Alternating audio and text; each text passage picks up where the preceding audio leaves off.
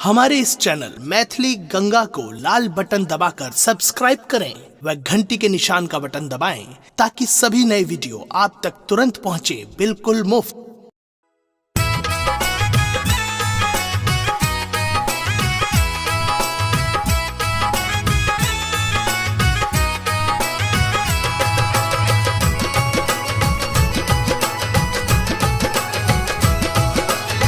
अपने सुन रही थी गंगा कैसेट की प्रस्तुति। कल शादी के बाहर, कल शादी के बाहर कि लागे स्वर्ग जना संसार। कल शादी के बाहर कि लागे स्वर्ग जना संसार। स्वर्ग जना संसार लागे स्वर्ग जना संसार। स्वर्ग जना संसार लागे स्वर्ग जना संसार। घोरी पड़सावार की दीदी अनुपम कैल सिंगार। घोरी पड़सावार की दीदी अनुपम कैल सिंगार। अनुपम कैल सिंगार दीदी अनुपम कैल सिंगार। अनुपम कैल सिंगार दीदी अनुपम कैल सिंगार। शादी के बाहर कि लागे स्वर्ग जना संसार।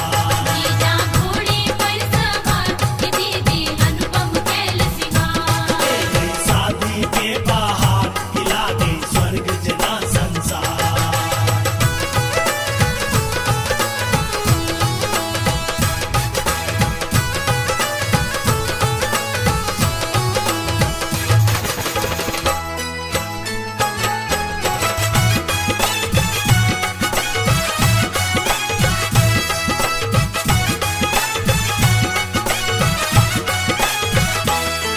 भैया के सेहरा देख के हमरो शौक सहनता जागे। फौजी के चेहरा बड़ा सुनहरा चमकत चंदा लागे। भैया के सेहरा देख के हमरो शौक सहनता जागे। फौजी के चेहरा बड़ा सुनहरा चमकत चंदा लागे। छे फौजी कलिमा सुन त हमर भैया छे गुलजार। शादी के बाहर कि लागे स्वर्ग जना संसार।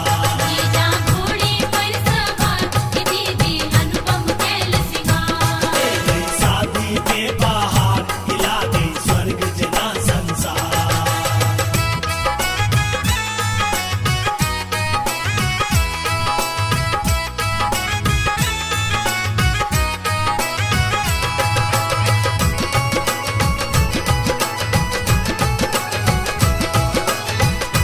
अपने सुन रही थी गंगा कैसेट की प्रस्तुति।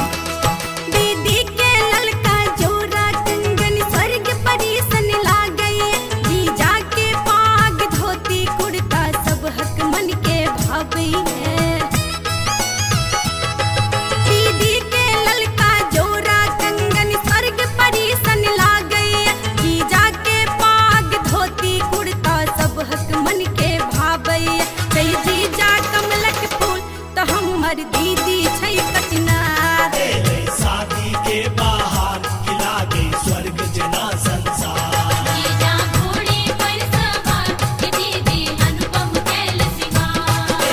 शादी के बाहर कि लागे स्वर्ग जना संसार।